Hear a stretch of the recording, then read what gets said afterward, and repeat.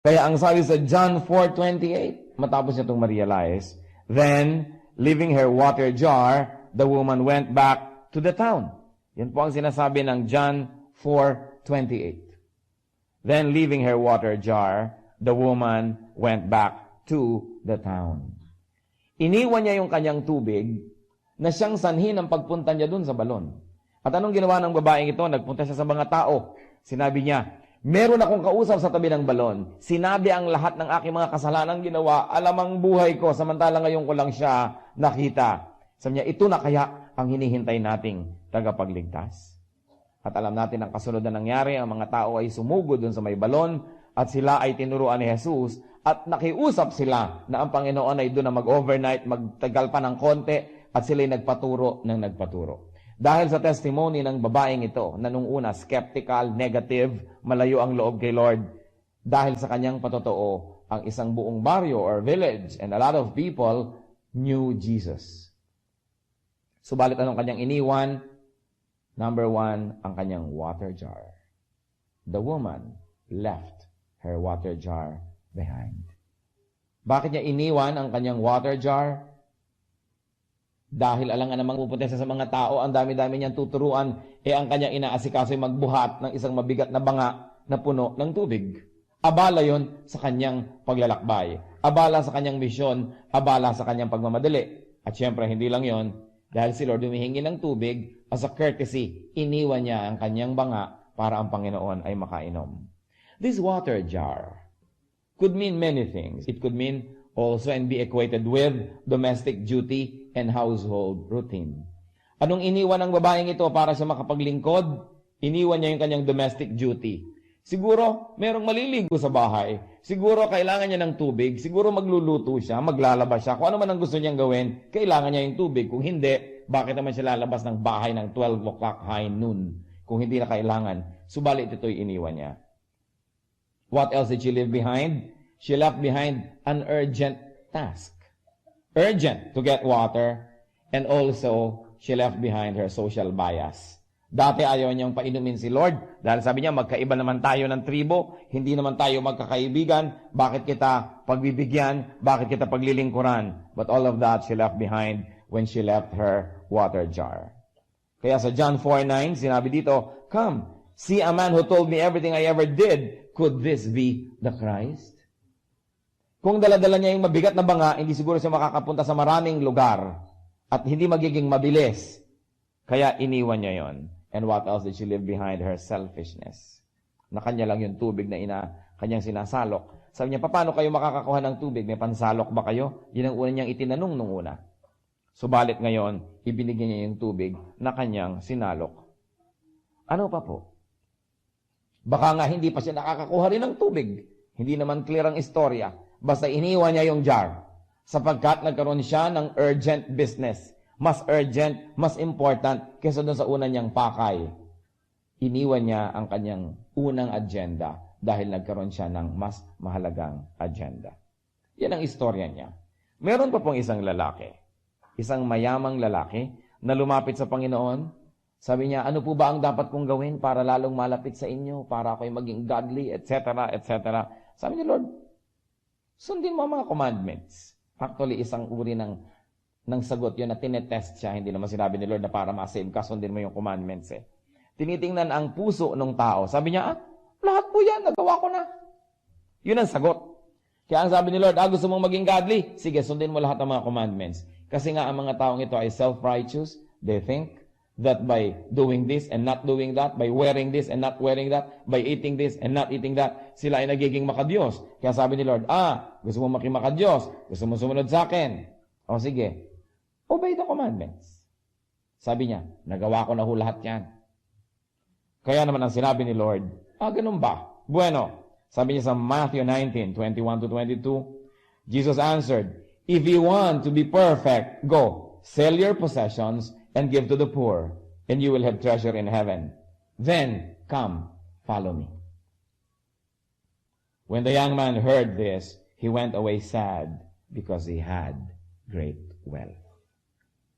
Ang gusto niya maging disciple ng Panginoon, sumunod kay Kristo. Sabi ni Lord, sige, gusto mo? Sundin mo lahat ng commandments. Sabi niya, tapos na ho ako dyan. Pasado na ako dyan. So, lalong tinest ni Lord. Ganun ba? Kaya alam niyo naman ang ibig sabihin ng commandment. Love your neighbor as yourself and love God. Ganun lang naman ang commandment Love God and love other people. Lahat ng commandment, pag pinagtumpok-tumpok mo, yun lang ang ibig sabihin nun. Sabi niya, you are so loving. So, mahal mo pala mga tao, nagawa mo na yung mga commandment, mahal mo ang Diyos, gusto mong sumunod sa akin. Sige, ibenta mo lahat ng iyong mga ari-arian, ipamigay mo sa mga mahihirap lahat ang pinagbilan, at pag nagawa mo na yan, sige na, halika na, sumunod ka na sa akin. Hindi sumunod ang lalaki. Umuwi siyang lulugo-lugo, umuwi siyang malungkot, dahil ang yaman-yaman niya. Kung siguro naging mayaman-yaman lang, ang yaman-yaman. Kita niyo naman ang Tagalog, inuulit-ulit, walang naiiba na ang meaning. Pagkayaman-yaman niya, hindi niya nagawa. Kung konti lang sana yung ari-arian, pwede na niyang, gusto niya, goodbye, I don't lose a lot. But he had to lose so much. So in other words, tama yung test sa kanya ni Lord.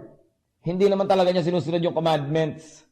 Kasi bakit hindi niya maipamigay ang kanyang mga kayamanan sa mahihirap kung talagang mahal niya ang kanyang kapwa? Baka nga kaya to yumaman, baka sobrang wais.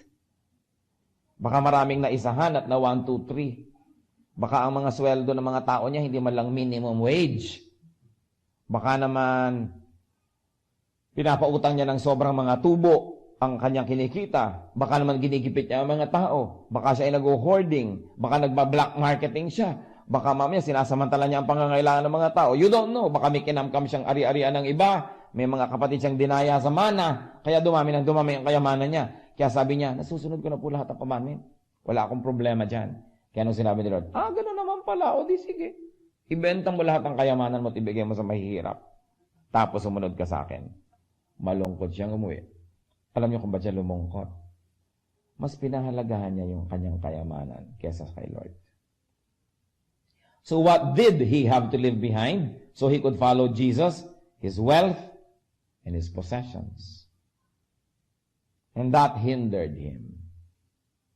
Hindi po natin dapat i-misinterpret ito Na para ka sumunod sa Diyos, dapat mahirap ka. Na mahirap lang ang welcome, at kung mayaman ka, itapon mo sa ilog pasig ang iyong mga kayamanan para kasundin ng Diyos. Ang pinapatanggal sa kanya ni Lord, his wealth and possessions that hindered his holiness, that hindered his journey unto perfection, that hindered his followership. Hindi masama ang kayamanan, subalit ang kayamanan na nagiging Diyos o Diyos-Diyosan. Ang kayamanan na para lang natin makamit ay lumalayo tayo sa Diyos. O ang kayamanan na para natin ma-maintain, mananatili tayong malayo sa Diyos, yun ang dapat i-give up para makalapit sa Diyos. Pero kung nakakalapit na kayo, mayaman pa kayo, at yung kayamanan nyo hindi nagiging sagabal sa paglapit nyo, edi mabuti, you have the best of both worlds. Hindi natin dapat ito i-misinterpret that the Lord is anti-wealth or anti-possessions. Yun nga mga hindi nagkakaroon ng tubo, hindi kumikita, hindi masipag, pinapagalitan ni Lord Because the Lord likes us to make wealth, but not at the expense of our spirituality and not at the expense of our personal relationship with Him. So what did He have to leave behind? Para sumunod kay Lord, wealth and possessions that stood on the way to holiness. Mga kayamanang sagabal sa kabanalan. Ano pa? Ang mga Egyptians, in-enslave nila ang mga Israelites for hundreds of years, alipin ang mga Israelita doon sa lupa ng Ehipto. Anong ginawa ng Panginoon? Sila ay pinalaya. At anong kanilang kailangang talikuran para makarating sa Promised Land? Egypt. Sabi sa Amos 2:10, I brought you out of Egypt, and I led you 40 years in the desert to give the land of the Amorites. Ang Panginoon mismo, sa pamamagitan ni Moses, ang nanguna sa kanyang mga anak para ang mga anak niya na ito ay makaalis sa Ehipto. May promised land na pupuntahan, pero bago mapuntahan yon, kailangang talikuran, iwan ang Egypt. Hindi po madaling iwan ang Egypt kung kayo'y sanay na. Lalo't kung ilang generations na ang nandun. By the time the Exodus happened, it is estimated that the Israelites would have been in Egypt for about 400 to 600 years. Ganun na katagal. Generation to generation to generation. Although the slavery came later. Hindi naman sila slave agad Kasi dati favored sila doon. Dahil minahal nung Pharaoh si Joseph. dinala ni Joseph ang kanyang lahi sa Egypt. Favored sila, maganda ang treatment, magandang lupa ang ibinigay, until there was a new dynasty, nagpalit ng power, nagpalit ng head of state, yung dating mga favored, biglang nag-fall out of favor. Doon naging slaves ang mga Israelites. So, hindi madaling talikuran ang Egypt. Why not? Meron po kaming dating kasama sa bahay, taga malayong probinsya. Sabi ko sa kanya, anong dahilan? Bakit ka pumunta rito? Yun naman pala ay meron kayong mga bukid, meron naman pala kayong sinasaka, meron naman pala kayong buhayan. Sa niya kasi nabalitaan namin marami ditong ilaw. Ako po na brown out nga dito eh. Although marami nga namang ilaw, lalo pagka nakita mo yung tabi ng bay o kaya ay doon ka sa may Antipolo, tingnan mo yung Metro Manila, ang dami nga namang ilaw. So ang ganda-ganda daw kasi ang dami-daming ilaw. Yun ang dahilan. Alam nyo, in much the same way, ang Egypt ganun. Egypt was looked up to as very advanced, very developed, at very cosmopolitan. May mga embassies doon, yung mga major countries and empires and kingdoms. And Egypt was the most advanced civilization at that time. So anong nangyari? Hindi rin naging madali para sa mga Israelites na umalis sa Egypt. Kahit pa nga slave lang sila doon. At lagi nilang iisipin na bumalik matapos silang palayain. Sa Exodus 30 and 17, when Pharaoh let the people go, God did not lead them on to the road through the Philistine country, though that was shorter. For God said, if they face war, they might change their minds and return to Egypt. Ang Panginoon mismo, siya nagsasabi, baka pag nahirapan ito, pagka nanganib na mapagyera sa mga dadaanan na shortcut, baka mga takot, baka maghina ang loob, ay magbalikan sa Ehipto. Kaya pinadaan sila doon sa malayong daan, pero mas wala namang masyadong maraming panganib o kaaway. Ano pa? Tuwing na lamang nagkakaproblema sa desert, tuwing walang mainom, tuwing mainit ang araw, tuwing malamig ang gabi, at tuwing sawa na sila sa kanilang kinakain, ang laging mga ginagawa ng mga Israelites, nagre-rebellion, sinipintasan si Moses, nilalabanan, at nagbabanta, nababalik sila sa Egypt. Sa Numbers 11, verses 4 up to 6. The rabble with them began to crave other food, and again the Israelites started wailing and said, if only we had meat to eat. We remember the fish we ate in Egypt at no cost. Also the cucumbers, melons, leeks, onions, and garlic. But now we have lost our appetite. We never see anything but that manna. Kita ninyo itong mga Israelites, walang makakain, about 2 million of them in the desert. Ang ginawa nila, nagpapaulan siya ng mana araw-araw, yung ginagawa nilang tinapay, ginagawa nilang pagkain. Tapos reklamo sila ng reklamo. Sabi nila, mana in the morning, mana in the afternoon, mana in the evening. Nakakabor na, sawang-sawa na kami. Namimiss na namin ang mga bawang, sibuyas, at mga kung ano-ano pa, ang mga pipino. Mabuti pa sa Egypt, masarap ang pagkain. Pero hindi nila naaalala na slave sila doon. So what did they have to leave behind? Slavery. Slavery. People have to leave their slavery, their slave status, in order to be free, in order to go to the promised land. That's what they had to give up.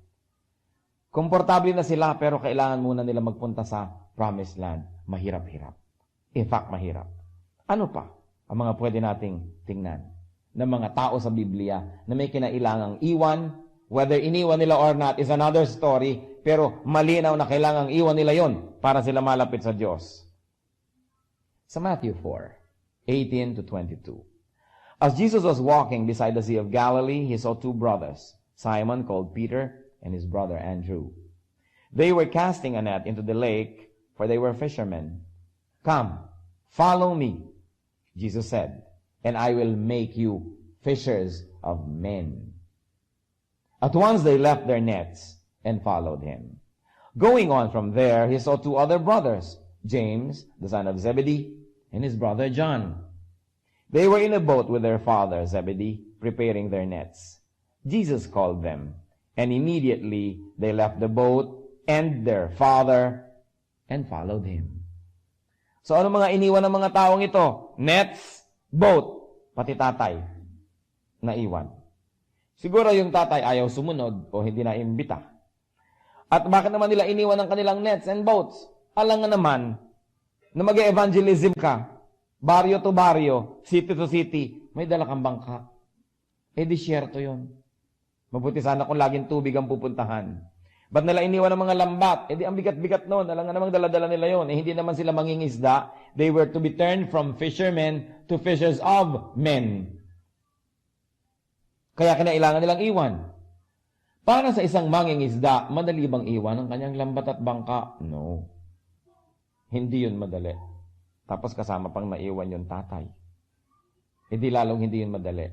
Para sa mga sanay na sa Egypt, madali bang umalis sa Egypt? No. Para sa isang mayaman, madali bang talikuran ng kanyang kayamanan? No. Para sa isang babaeng napakahalaga ng tubig to the point na alas 12 ng tanghali, iigib siya, madali bang iwan ang kanyang banga para ipamalita na nakita na niya ang Kristo? No. But all of these people had to leave something behind. Ano pa po? Sa Luke 9:59 up to 62, he said to another man, "Follow me." But the man replied, "Lord, first let me go and bury my father." Jesus said to him, "Let the dead bury their own dead, but you go and proclaim the kingdom of God." Still another said, "I will follow you, Lord, but first let me go back and say goodbye to my family." But then again, of course, sabi ni Lord, hindi na yan. Lakad na. Tigilan na yan. So what did these people had to leave behind? Sa biglang tingin, the other man had to leave behind his duty to bury his dead father. At yung isa naman, he had to leave behind the sentimentality and the correctness of saying goodbye to his family. Marami tuloy tao nagsasabi, ano ba naman to? Parang anti-family yata si Kristo. Bakit naman yung tao maglilibing ng kanyang ama? Sinabi ng huwag mo nang ilibing, sumama ka na sa akin, hayaan mo na yung mga patay ang maglibing sa patay. Kasi ang ibig sabihin naman ni Lord doon, yung mga taong buhay, buhay lang ang katawan, patay din naman ang espiritu dahil wala ang Panginoon sa kanilang puso. So pareho lang sila nung patay na taong patay ang katawan. Pareho lang silang patay. Kaya sabi ni Lord, let the dead bury their own dead. But the point is, we've got to understand the tradition. That the Lord was asking them to leave behind not a dead father, not a family, but excuses. Why? In the tradition of the East, especially dito sa lugar na ito, kasabihan na lang ng mga tao, pagka ayaw nilang pumunta, patayo ang tatay ko, ililibing ko muna. Pero ang totoo, walang patay. Kunwari lang yun. Para bang yung tayo, pupunta ka ba bukas? Sige, iisipin ko. Titingnan ko. Pero sa loob mo, hindi ako pupunta doon. Kunwari titingnan, pero hindi naman talaga. Kasi ang mga Oriental people, ayaw natin diretsong mag-no. We have a very polite culture that we don't want to be very direct, especially if it would hurt people, or we're going to reject what they want, or what they're offering, or what they're asking for. So sabi naman, ililibing ko muna ang tatay ko. Yung isa naman, sasama ako sa inyo. Magpapaalam lang ako sa pamilya ko. Naku, pag pinag-apaalam mo yon, hindi na yung babalik. Parang marami mga katulong, magbabakasyon lang ho ako sa amin.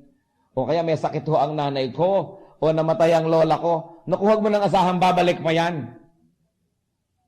So ang sabi ni Lord, let the dead bury their dead. Hindi siya nagiging insensitive to family sentiments. Alam niya, kunwari lang yun. Sabi niya, magtigil ka. Halika na. Huwag ka nang magbigay ng kung ano-ano pa mga excuses. So what did they have to leave behind? If they wanted to follow Jesus, excuses. Nakakalungkot po. Ang dami mga needless sacrifices ng maraming missionaries na ginawa dahil sa dalawang kwento na ito.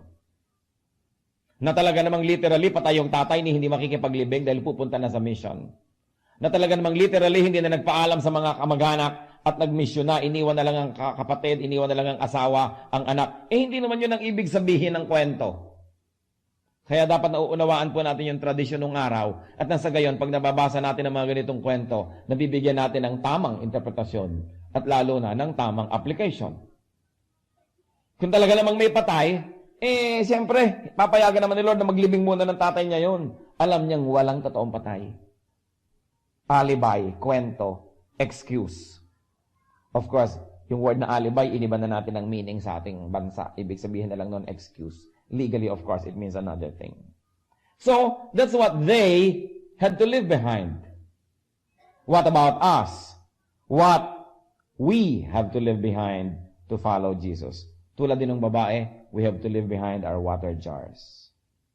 Ano yon? Mga urgent matters ng ating buhay that are not necessarily important. Pagka pinayagan nyo yung mga urgent things, nagmamadaling things, nagsisisigaw na things for our attention, things that scream for our attention, pag lagi kayong nakinig dyan, hindi na kayo makakasunod kay Christ. Hindi na kayo makakapaglingkod. Pag lagi kayong nakinig sa mga meron pa akong gagawin, kailangan gawin ko to, mamamalansya pa ako, maglalaba pa ako, bibili pa ako ng lupa, magtatanim pa ako, etc., etc., etc., namatay na lang tayong lahat, hindi pa kayo nakasunod kay Lord. Urgent things are not always important things. Kadalasan nga mga kapatid, important things don't appear to be urgent. Kaya sila ang napapabayaan. And things that are not so important come as urgent matter. So what happens? Inuuna natin yung nagmamadali at napapabayaan natin yung tunay na mahalaga. Ano pa ang kahulugan ng water jar sa ating buhay? Our social biases. Tulad din ng babae, sabi, Jew ka, ako Samaritan, bakit naman tayo mag-uusap? Pero kailangan iwan yon. Kailangan, kung tayo magmi-mission, mag-share ng gospel, susunod sa Kanya, we have to deal with people that we did not used to like. We have to deal with people that we probably up to now not really like in a personal way. Kailangan tayong willing to leave our comfort zones, our biases, our mindsets, so we can follow Jesus. And then we also have to leave our selfishness behind. Yung ating pagiging makasarili, kailangan din yun na iwan.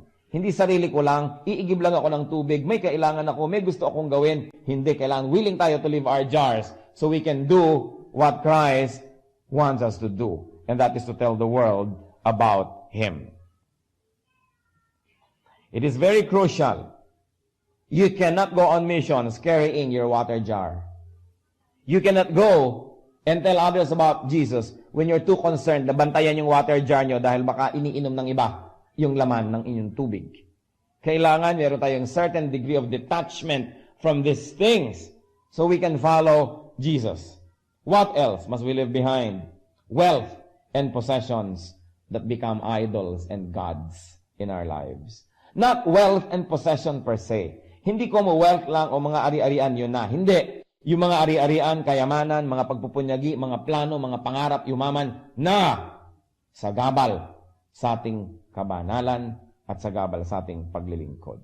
Sinasabi na nga sa Bible, what does it profit a man to gain the whole world and lose his soul? Aanin ninyo ang buong daigdig maging inyo man kung ang kaluluwa nyo ay hindi inyo. O aanin natin ang buong daigdig maging atin man yan kung pagkamatay naman wala man lang tayong wealth in heaven. Nakakapagtaka, ang dami mga tao ang buong buhay inuubos sa pagpupundar lamang ng kayamanan, mamamatay din naman sila at hindi nila kayang ubusin. Naaatim pa na makipagkagalit sa mga kaibigan, makipagkasira sa mga kapatid at mga kamag-anak, maraming magalit sa kanila, maraming apihin, maraming dayain, para lamang mag-ipon ng mga bagay na lampas sa kailangan.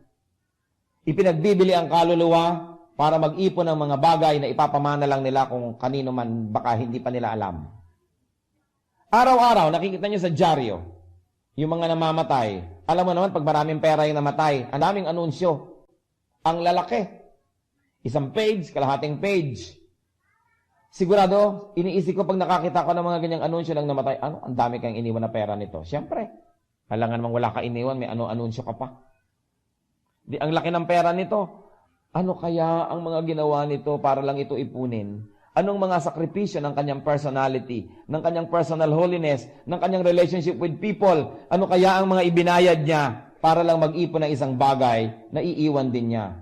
Kung sino ngayon ng jackpot, edi yung magmamana. Mahalaga ang ating kaluluwa, hindi yan dapat ibinabayad para lang tayo mag-ipon ng kung ano-anong bagay na iiwan din naman natin. This is what we have to leave behind. Hindi yung enterprise, hindi yung negosyo, hindi yung pagsisikap. Habang ito ay hindi labag sa kalooban ng Diyos. Habang ito hindi naglalayo sa atin sa Diyos. At habang hindi tayo nababaliw dahil dito, at hindi natin ito nagiging Diyos-Diyosan, hindi yan masama. But the moment that all of these things and the pursuit of all these things drive you away from the Lord, it must be left behind. What else must we leave behind our slavery, our Egypts, our slave mentality, our slave status. Sasabihin nyo, hindi ako slave. Malaya ako. Malaya akong bumoto ng mga presidente, ng mga senador, etc., etc. Pero kung hindi kayo makatigil manigarilyo, hindi kayo malaya. Kung hindi nyo mapigil ang inyong init ng ulo, hindi kayo malaya. Pag hindi nyo magawa ang kabutihan na gusto nyong gawin, hindi kayo malaya. Kaya yung sabi ng kanta, gusto kong bumait pero di ko magawa. Hindi malaya yun. Sasabihin ng iba, naku, ayoko mag-born again, ha? Ayoko mag-Bible, ayoko mag-ganyan-ganyan. Baka mamaya, patigilin nyo ako magmadyong. Baka mamaya, sabihin nyo, iwan ko aking mga kulasisi. Baka mamaya, patigilin mo ako sa aking mga bisyo at mga smugglers. Ayaw niyang lumaya. Sapagkat yung napupunta kay Lord, nagiging malaya. Yung dating hindi ka mabubuhay kung wala yon, ngayon nabubuhay ka na ng wala yon, malaya ka na. Pero may mga tao, ayaw nilang lumaya. Sabi nila, huwag mo kong pipigilin dito sa aking mga bisyo. Hindi nila makontrol ang kanilang sarili. They are addicted to whatever. Kaya itinuturo ng Bible, yung dapat marunong tayong magtiis, marunong tayong magtimpi, marunong tayong makontento sa konti, bagamat hindi masama na mayroong marami at na-enjoy natin. Pero, nagiging dangerous when you get too comfortable with wealth or with pleasure. Why? Because when you get to like pleasure too much, and there's a threat that that pleasure might be taken away from you, then you are willing to pay everything, including your soul, just to keep it. Nagiging tayong slave. Kaya dapat ang mga Kristiyano, kung meron, masarap. Kung wala, wala. Pero hindi ko dapat ititinda ang aking kaluluwa, kakalakhalin ang aking buong pagkatao at kabanalan para lamang ako magkaroon ng hinahangad ko. Ang isang taong malaya ay yung taong konti lang ang kailangan at konti lang ang hinahangad. Malaya siya. Kasi hindi mo pwedeng i-blackmail. Hindi mo pwedeng sabihin, sige, pagka hindi ka sumunod sa akin, hindi na kita bibigyan nito. Di sa'yo na yan. Habang meron, okay lang. Kung wala, pwede rin. Yung ganong tao, hindi nyo kayang gawing slave. Sino ang mga taong slave ng kapwa? Susunod-sunod, bubuntot-buntot, papalapalakpak, hahara-harana. Kahit hindi nakakatawa yung joke ng tao, tawa lang tawa. Kasi yun yung may inaasahang hihingin. Inaasahan mo, bibigyan ka niya, susweldohan ka niya, o baka matapunan ka ng konting grasya, so bubuntot-buntot ka. Slave! Pero pag sinabi mo, sa'yo na yung sa'yo, akin na yung sa akin, kahit konti. Hindi ako natatawa, hindi ako tatawa. Ayokong gumising ng maaga at haranahin ka ng birthday mo. Ayoko, matutulog ako. Hindi ako slave. Pero pag may kailangan ako sa'yo, meron akong gustong kunin sa'yo, susunod-sunod ako, bubuntot-buntot ako. Nagiging tayong slave. Kaya itinuturo sa scripture, kontian ang mga ninanasa, ang mga desire, at nang sa ganon, konti lang ang possibility na ma-manipulate kayo ni Satan. Because the more you want, the more dangerous it becomes. Because nilalagyan natin si Satan ng mga handle para tayo ma-manipulate. Nabablackmail niya tayo. Marami mga tao will walk a mile for a camel. Isipin mo, maglalakad ka 1 milya para sa sigarilyo. Di ba? Hindi kaya malaya nun? Ganyan ang mga advertisement. Kaya nga kumisan yung mga advertising, dapat nire-review, nakakasira ng values. Many years ago, merong isang ice cream company, may bata ang lungkot-lungkot. Ba't ang lungkot-lungkot mo? Birthday mo. Kasi walang ice cream. Alam nyo na siguro kung anong tatak yun. Ibig sabihin, hindi ako sasaya kung walang sorbetes. Bakit? Hindi ako sasaya kung walang ganito, hindi ako sasaya. Yan ang ginagawa ng mga advertisement, kadamihan. Ginagawa tayong dependent on too many things. Nagtataka nga ang mga tao ngayon, ba't kaya ang dami-daming mga basura ng Metro Manila, ba't nung araw naman hindi? Paano ang galing natin gumawa ng basura ngayon? Kasi lahat throw away. Nung araw ang mga tao mamamalengke, may dalang bayong o basket. Ngayon, bawat 1 kilo nito, plastic. 1 kilo nun, plastic. 1 guhit nito, plastic. Ang dami mong uwing basura. Paano? Nasasanay ka na maginhawa. Maginhawa nga sa sandali, pero pag napuno na tayo ng basura, paano pa?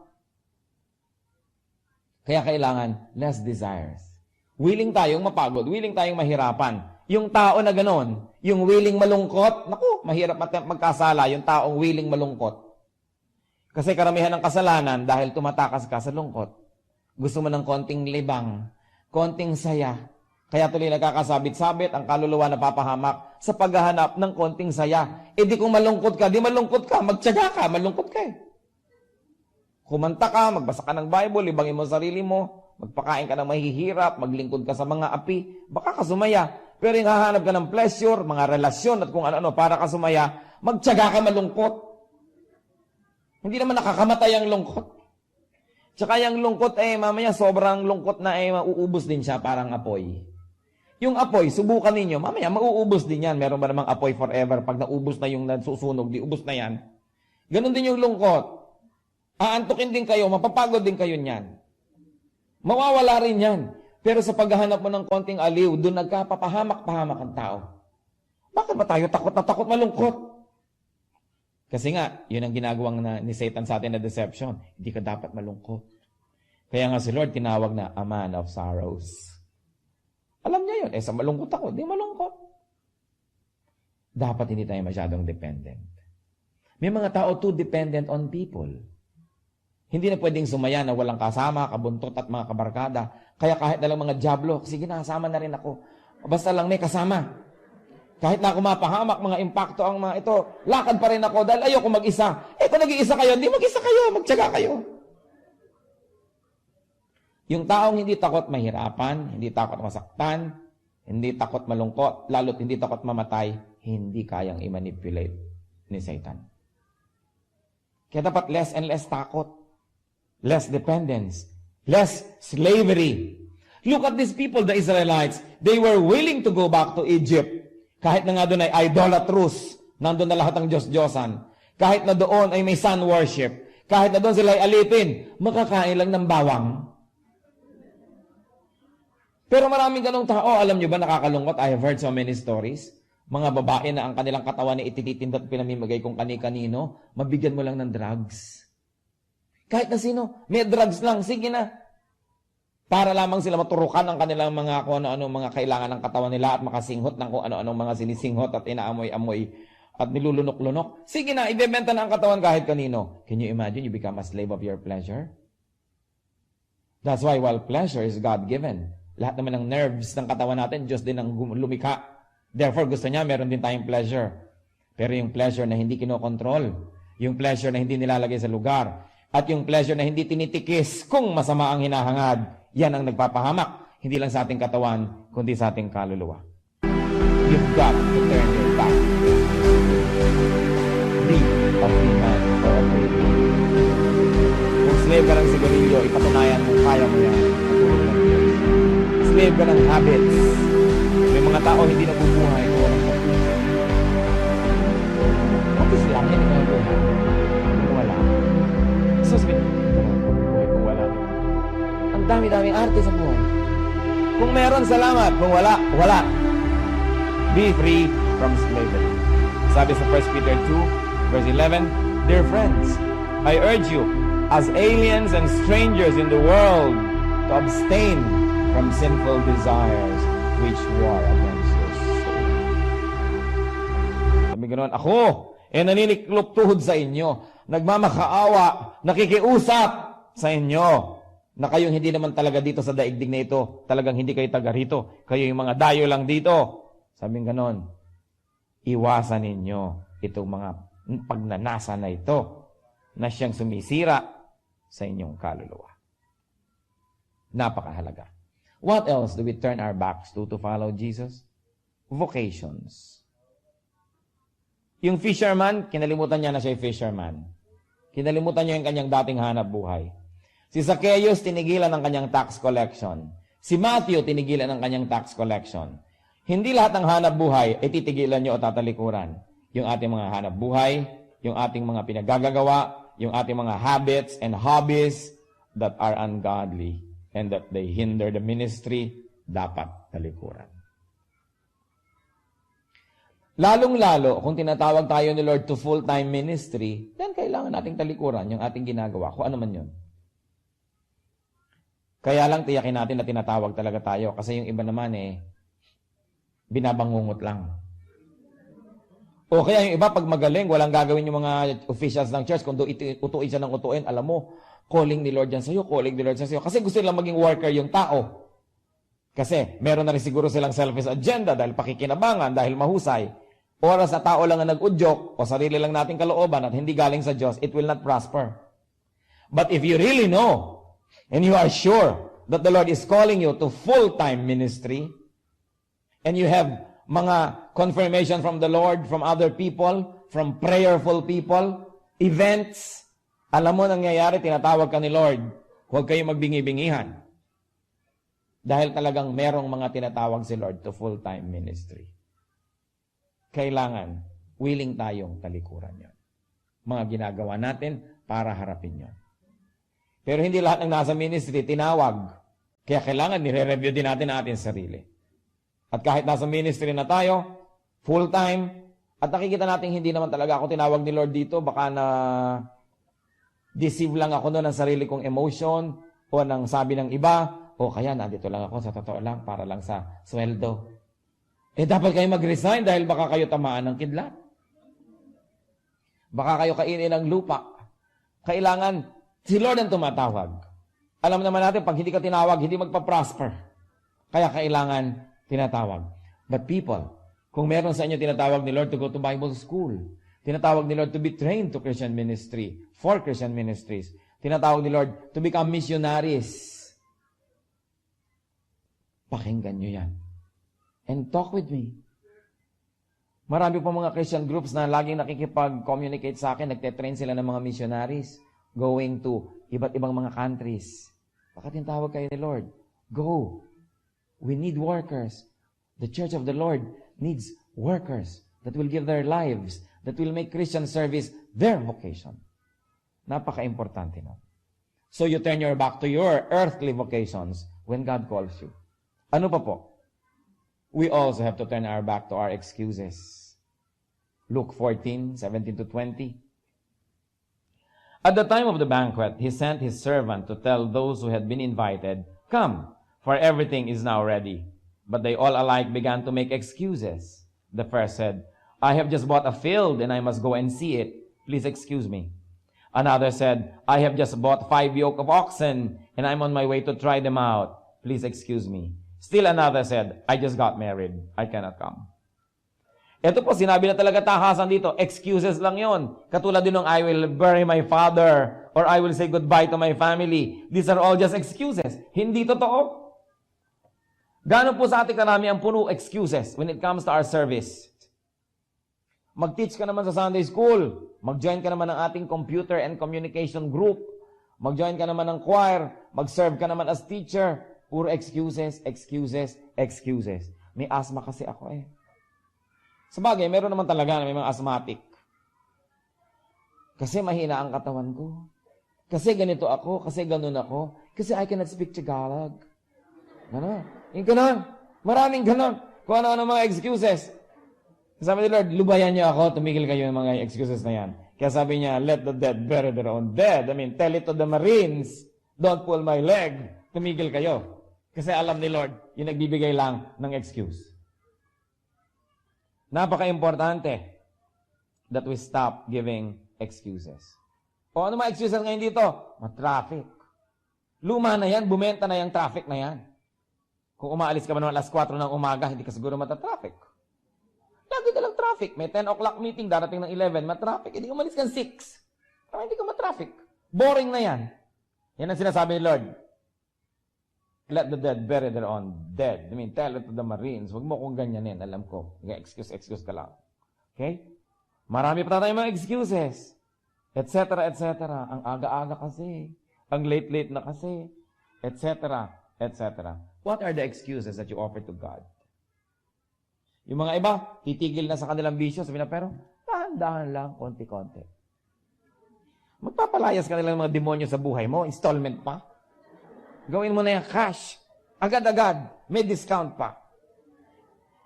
Papabutihin mo lang ang buhay mo. Dahan-dahan pa. Bakit ay bilis-bilisan?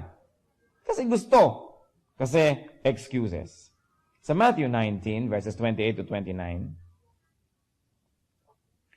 Jesus said to them, I tell you the truth, at the renewal of all things, when the Son of Man sits on his glorious throne, you who have followed me will also sit on 12 thrones, judging the 12 tribes of Israel.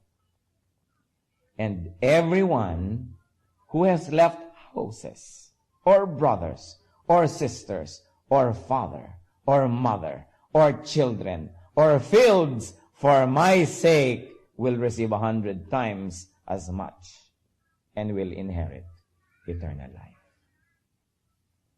Hindi tayo pinasabi ni Lord na hiwalayan mo, iwan mo ang pamilya mo, ang bukid mo, ang negosyo mo, kung hindi naman kailangan. Pero sabi niya, lahat ng sagabal. Kung talagang sagabal, ano man yon, sino man yon, sino man ang tumalikod sa mga ito dahil sa akin, makakatanggap ng higit na 100 times over and will inherit eternal life. Huwag niyong payagan na ang attachment niyo to things and to people will make your attachment to Christ a sacrifice. Huwag niyong isakripisyo ang relasyon sa Diyos dahil lang sa relasyon sa bagay o sa tao. Christianity is followership.